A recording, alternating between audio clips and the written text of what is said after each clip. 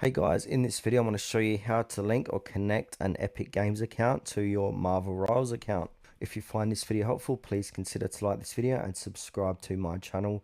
In saying that, let's just jump straight into the video.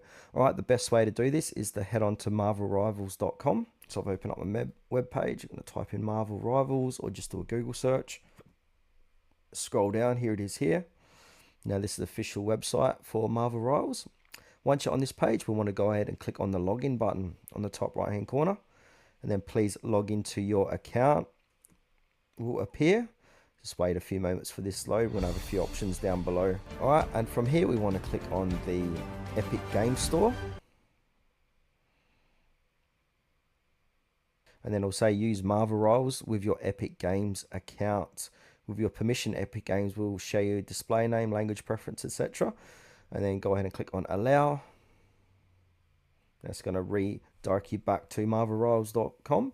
Once you're here, you'll notice it still says logged in. Now it says my name, Tutwiz23, and we can view our account, log out, etc.